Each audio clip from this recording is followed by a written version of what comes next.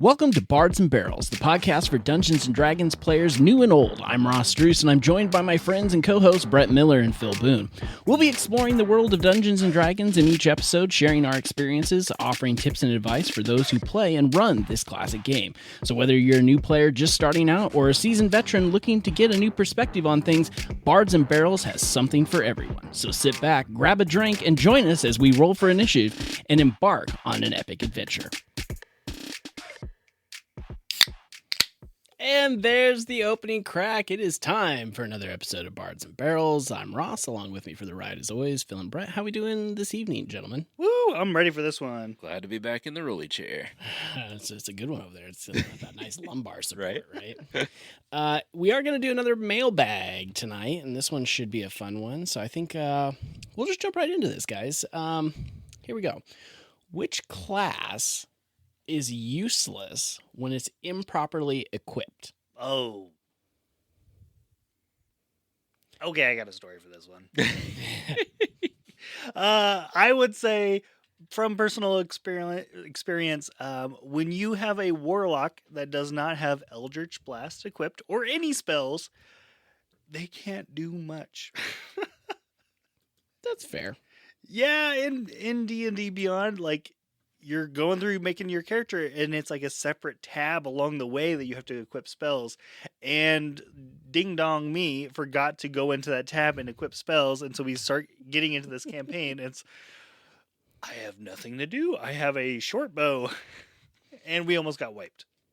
I feel like that can hit you like in almost any of the spellcasting classes if you yeah. aren't careful. Sure. So nothing like being non-equipped with spells. I think on the flip side of that too, I see like honestly, I think the one that comes to mind for me really is like a paladin, not maybe understanding fully what they're doing, like not understanding how their smites work and what their like weapon proficiencies are. Because if it's not equipped appropriately, I mean, paladin's not. I mean, they've got some things, but not going to be able to do what a paladin should be doing for your party. You're a glorified fighter until you figure out your stuff. Right. So, no, I wholeheartedly agree with that. And if we're going along those lines, I think the first time you play a character in any campaign at level 1, you're pretty useless for probably most of the first session until you get a handle on what you're doing. So, well, and then so many of the classes, their core features don't kick in until level 2, level 3. Yeah. So level 1 sucks. Yeah, for sure. A lot of times. All right. But hopefully I would add, you're not going to be in level 1 for more than 1 or 2 sessions. Yeah, typically. Normally you bump past that pretty quick. Right. And then the whole point is that you can kind of feel out your character and get used to play them and what they can do, learn the ins and outs. So in Beyond as well, if you're going to play like a melee fighter or something along those lines, when you add your starting equipment, you also need to click that little like use button, or else you don't equip your weapons or your armor either. Run in and don't have a sword. No. If you're a Beyond player, watch for that. Okay, this one's a fun one. If a druid is under the effects of the enlarge spell and then wild shapes into an animal, are they still under the effect of the spell? And is this now just a huge animal? Ooh. What do you say, Phil? I'd allow it. I don't know what the ruling is, but as a DM, I'd allow it. I would too. I mean, just on quick glance, neither one of those take concentration to use, so you're not breaking concentration in order to do the other one, regardless of what it is. So I think because of that, and the enlarge spell does not end the effects, or not the wild shape does not end the effects of a spell. So if you cast enlarge, doesn't take concentration, and then you wild shape, doesn't need concentration, and it doesn't end the effects of a prior spell, I would also rule that you could do it. The rules be damned. That's effing Go right, for the man. fun. I mean, if you can basically have the giant spiders from Harry Potter invading your campaign, bring it. Yes. And we were talking about wild shape on one of the episodes, and we were talking about how whether Trinket from Vox Machina was a familiar or something, wasn't it? But we were talking about like all the things you could have for your familiar and everything. So could you wild shape into like a Velociraptor? Because the Velociraptor came into that because it's yes. Oh yeah. Phil is nodding at Yeah. me. Velociraptor is one of the challenge ratings that you can. So Bingo. Giant So you Velociraptor. You T-Rex. enlarge your Velociraptor, you become a T-Rex. Dang right. I love it. Except for smarter and faster. Well, yeah. works. I don't. Do you think there should be a sort of any kind of limitations on that though, other than just what your spell and the number of times you can wild shape would impose? Yes, I would probably hit the brakes a little bit if you're doing it a lot, Yeah, just because that probably gives you an unfair advantage. But I don't know if the stats necessarily change because you're bigger. You're not hitting any harder. true. Almost. There might be something that you can do with like a challenge rating multiplier limitation. Like if you can if you can wild shape into something challenge rating 1, but you have to be level 10 for it to scale up past that. So it's like, or maybe if you can do a challenge rating 2, but you have to be a higher level to be able to enlarge that To go giant. Yeah. Okay. Sure. Yeah, that makes sense. I like that. Okay, we're going to move on to the next question. Hey guys, what do you do when players are way off base, and how do you bring them back to the correct answers? Chugga chugga choo choo, baby. Toot, toot. No, not always, but if it comes to it, you railroad them, but find an appropriate channel as best you can, whether that's NPC intervention, whether that's a monster that they can't beat, turning them around, or something along those lines. An undiscovered clue all of a sudden they find handwritten in thieves' cant that the rogue can read, or something along those lines to steer them back in. And eventually, you've got to increase your push. Yeah. Like if they're not getting it, at some point you're just gonna have to give them a hard stop on what they're doing. Like Phil, I remember one time, you let us like go down a tunnel, and then we were going and supposed to break through this trap door in the ceiling to get into this area, and we didn't know at the time, but none of that was actually in the book. It was just a wild goose chase. But you let us break through this trap door because we had some really good rolls, and in it we found like a pocket dimension with a dragon's lair hidden inside of it that we had no reason to be in there. Like we were going to get killed. I forgot about that. So that was a pretty immediate like turn back and go the other way type of situation. I think this is the quintessential situation of you're the DM, have fun with it. Your players aren't going to know one way or the other if you're railroading them. If an NPC pops up with the right answer, they find a note somewhere on a accurate investigation check. Who cares? It's fine. And with the Phil and the dragon thing, we didn't know that was not supposed to be a thing. So the entire time afterwards, we're like, why was the dragon under there? Are we going to have to take care of that at some point? Do we need to increase levels or like? It's what? true. I did forget about that, but you're right. And also, pocket dimensions are great because there's like, you just go in and you go back out, right? You just create whatever you want. It's this weird little demi plane, and yeah, one way in, one way out. Nothing else to do. Guess you should go somewhere else. That's right.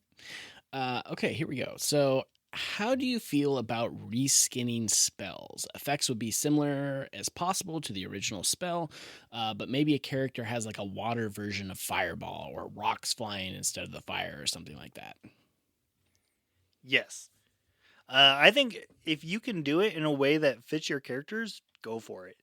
In our big campaign that we just wrapped up, at one point I had taken the armor of Agathis, which is normally, I believe it's a ice or cold spell. Yeah, it Cold sounds damage. right. Did not fit with my character. I was a fire genie, Aphrodite genie, so we changed that to just be a fire version of that armor of Agathis spell to make it fit my character. Yeah, and I'll say too, so more than just even the aesthetics, right? If you want it to look a different way, check with your DM, but they're typically not going to have an issue with it. To Brett's point, we were able to actually just change the damage type even, like reskin it that far. Sure, it does the same, amount of damage, a d6 to start with or whatever it is. We just change it from cold to fire. Now, that could have some impact on the campaign, so just run it by your DM. But, yeah, I'm all for reskinning things. Yeah, I think another example of that was at some point my paladin in our last campaign, our Descent into Avernus campaign, also got Eldritch Blast because I took a feat that allowed me to get some Warlock spells, and Brett would cast, Brett's character would cast like the quintessential fireball, like the crackling bolt type thing. And then like because Thorn's a paladin, like we switched it up so it was more like radiant damage looking, just fit the character more. We didn't change anything else about it, but the look was definitely different. But I would also say there are certain campaign settings too that actually tell you to reskin spells. So like Curse of Strahd actually says like if somebody uses Mage Hand, it should be like a skeletal hand versus like just a normal hand or things like that. Oh, that's Yeah, that's cool. Yeah. So we haven't run like we're doing Curse of Strahd right now. We haven't run into any of that quite yet. I'm sure we will as we face bigger and badder enemies that we'll do some reskinning and some tweaking on stuff. But That's really fun for you as a DM to drop in unexpectedly for the characters to find. yeah, so that'll be fun. So hey, be surprised when it happens. Whoa. Uh-oh. Some of our other party members are might be but listening to this. it's fine. It's fine. It'll be all good. Don't tell. Hey guys, noob DM question. What's a good playable size for a single floor tavern? What? Read the question what? again? Hold on a second. What's a good playable size for a single floor tavern? Like dimensions? Yes, that's how I read Like this number question. of tables?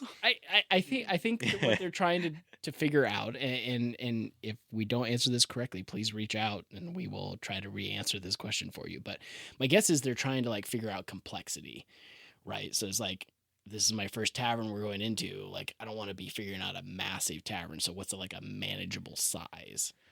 Oh, that's a tough question because I almost truthfully think it depends on why you need the tavern. Because if this is like, hey, the party's going to meet up here and go on their adventure, you need a bartender and maybe 2 or 3 patrons that are probably going to help push the party into whatever the adventure's supposed to be. Maybe you have a traveling bard in there to spice up the, descriptions of the place, but that's going to be a totally different scenario than, hey, you just got sent into Baldur's Gate. You're supposed to go to this shady, like, on the slum type of tavern. There's a bartender, a bouncer, they gamble in the back room type of scenario. Completely different and different setups too. And if we jump out of Faerun and go to something more futuristic, you could have a club as a bar. Like whatever fits your campaign, if you have to go into a club and find somebody you're supposed to meet inside the club, that could be interesting. I would say if this is your first tavern, like if this is why you're deep into this thought process, don't think about it too much. Like, Yeah. Like even if it's big, like have the key points down. Who do they need to talk to? You probably need to think about the bartender because everybody goes and talks to the bartender. But otherwise, just drop people in there. People are drinking, people are eating. There's music playing. Don't overthink it too much. I mean, my kind of standard general bar that I think about going into is like 2 or 3 booths on either side of the room and then like 2 tables in the middle. And that's all it is. So not a large building at all. I default back to like a 3 broomsticks from Harry Potter. Kind of thing. Like walk in and there's like 8 tables on each side with the bar up front, and then That's a little bit bigger then. definitely a little bit bigger, yeah. Yeah. And then almost always, for whatever reason, if I'm coming up with a tavern on the fly, there's always like a staircase with rooms up above, like open to like you standard. can see it. And I don't know Bar if and it's in. yeah, I don't know if that's because of like watching Western movies, like that's how they were typically set up, kind of Maybe. thing. But I don't know where that comes from. I almost spend more Westworld. times Yes, thinking. part of it. I usually spend more times thinking of like what the names of the drinks are behind the bar as like what's actually happening in the bar. So Yeah, that's just ale. What do you got? Ale. ah, What else? Wine. What do you want? the white's wine. Come on, you gotta like some alliteration, man. Low effort. I'll work on that. I gotta work on my creativity a little bit. Apparently. Aarocoke or ale.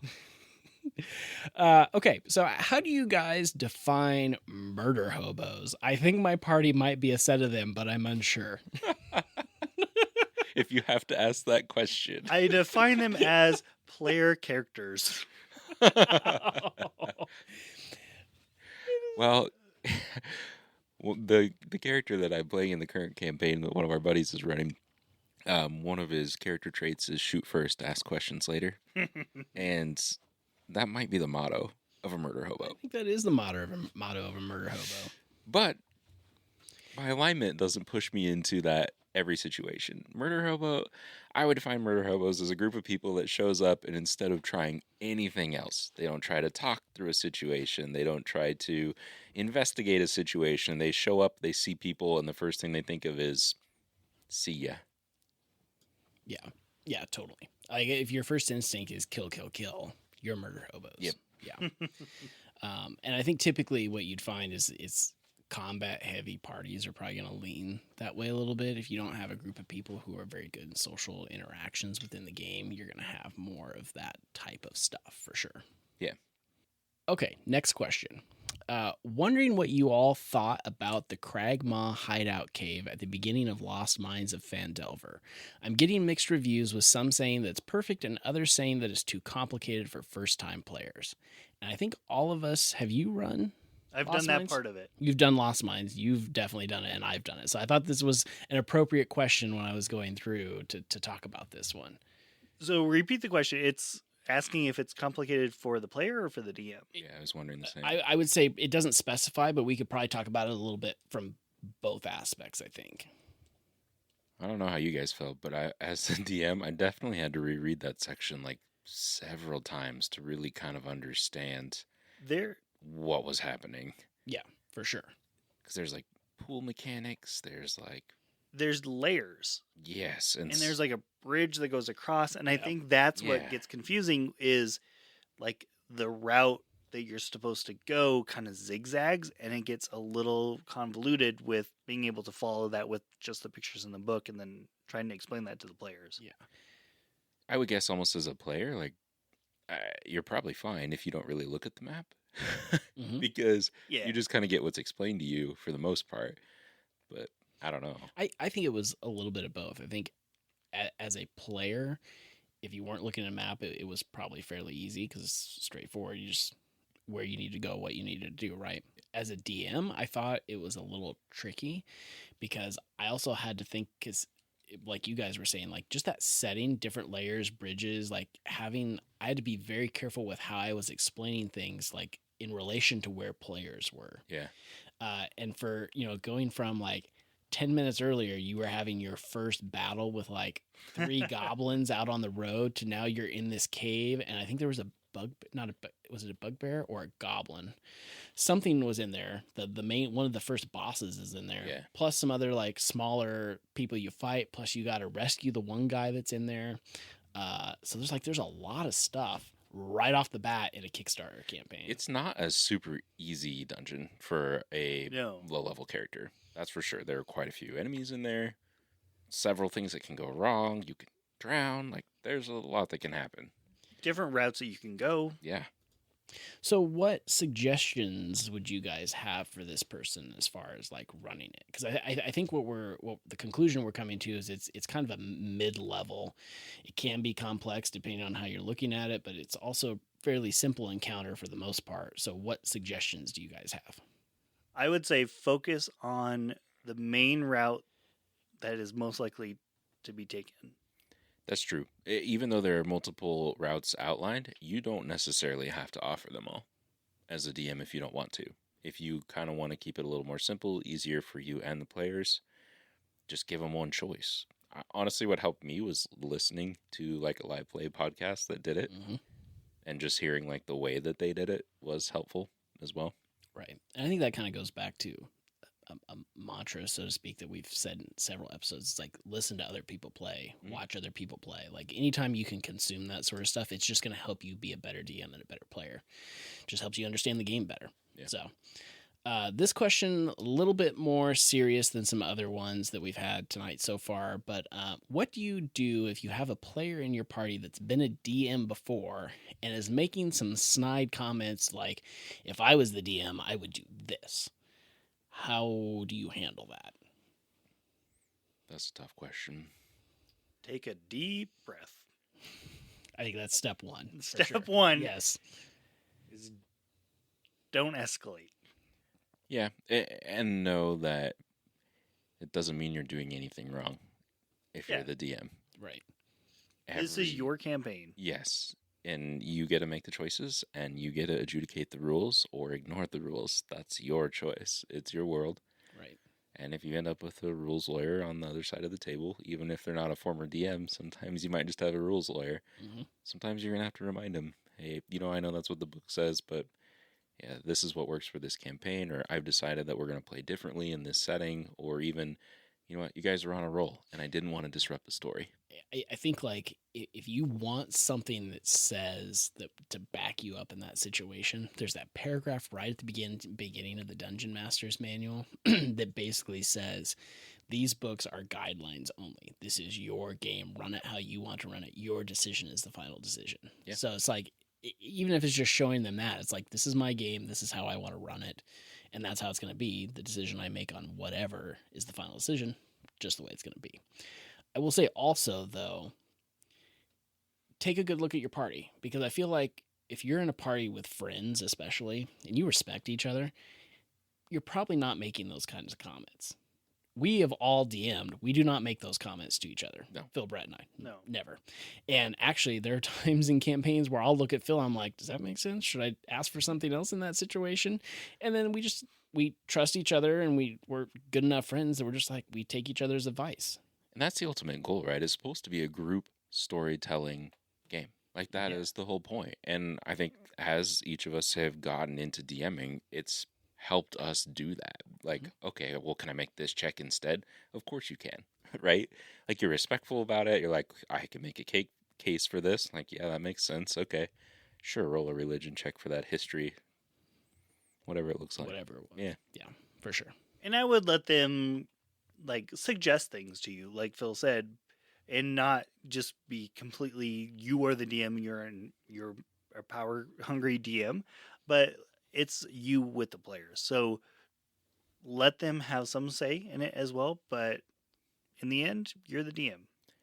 Well, you know what? Realistically, too, like if they called you on a rule and you mess it up and you want to fix it, just admit to it and be like, hey, you know what? You're right.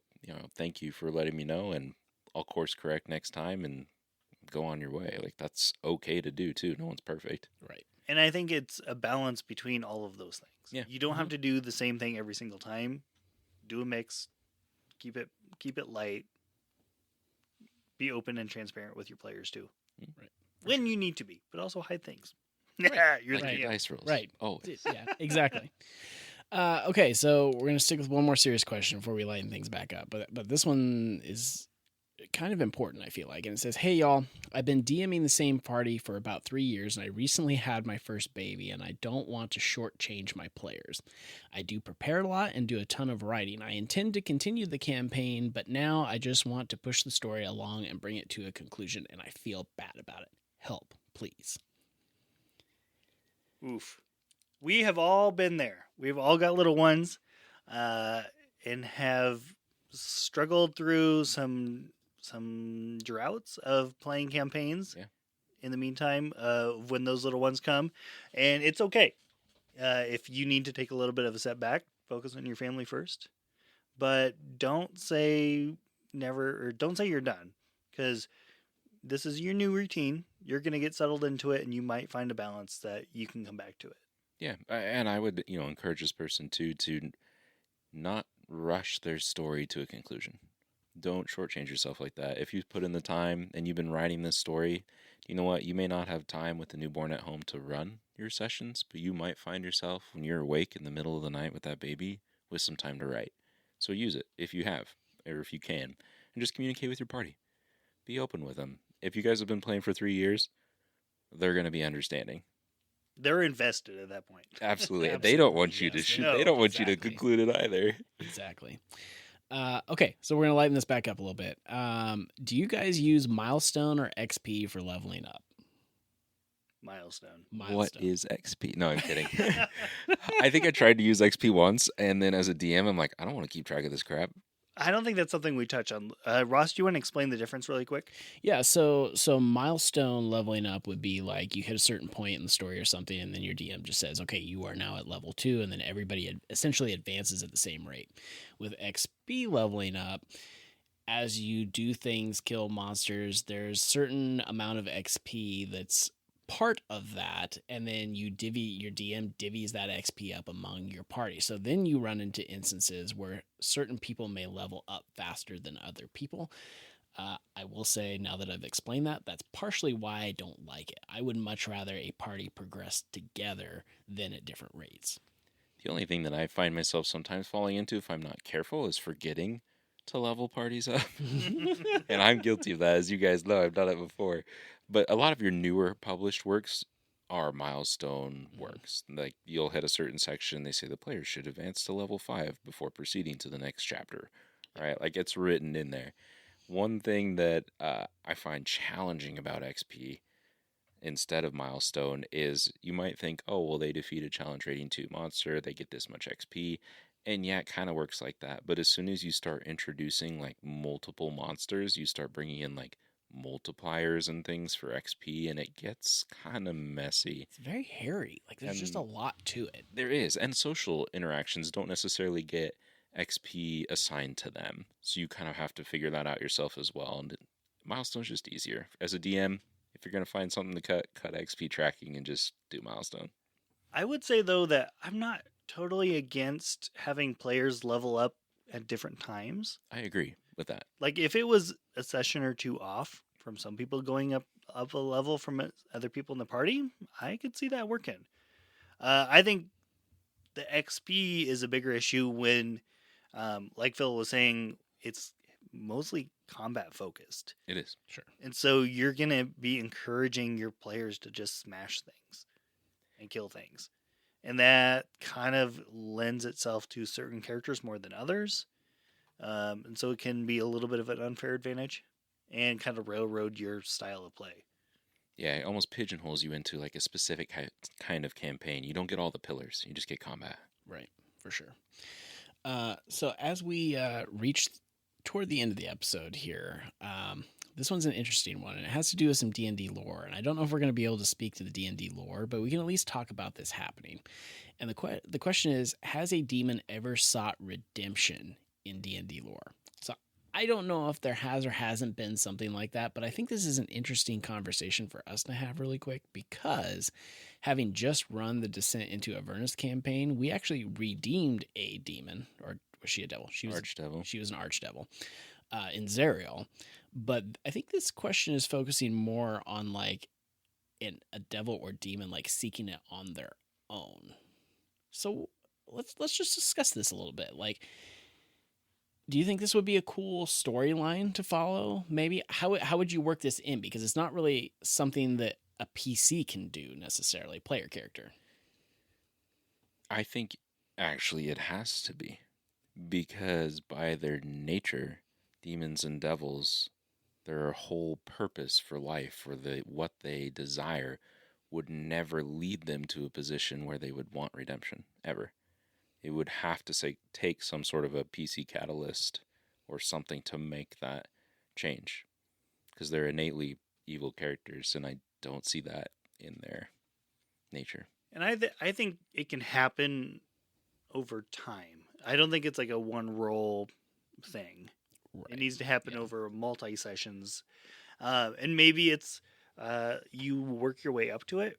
One of the things that I've seen that I really like is a podcast that we all really love, Dungeons and Daddies.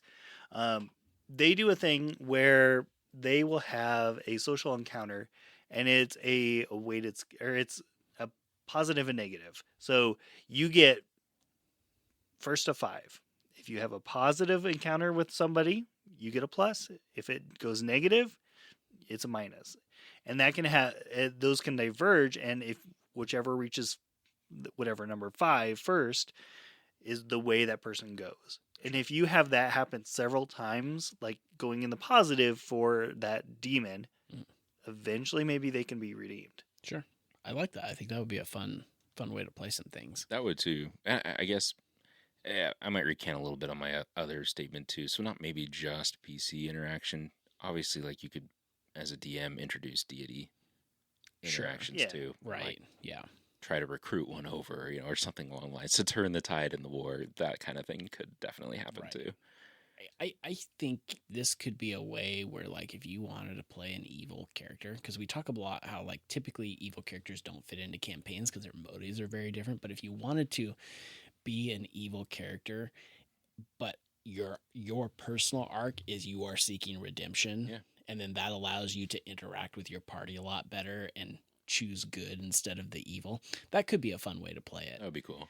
So I don't know. I don't know if there are actually any demon classes out there. Are there? Like tieflings have like infernal ancestry, and bloodlines, but they're not demons or devils, like Proper, in that sense, yeah. So I don't know. I think there's some fun to be had there if you wanted to try it out. Interesting question. Yeah. So I mean, if you know of any D&D lore storylines where a demon or a devil has sought redemption, please let us know in the comments. I would love to hear about that and listen to that. But I do think that's going to wrap up this episode of Bards and Barrels. You can listen to past episodes to the show anywhere podcasts can be found. Want to stay in the loop and not miss the latest from us? Be sure to head over and give us a like and a follow on Facebook at Bards and Barrels, or you can also now follow us on Instagram.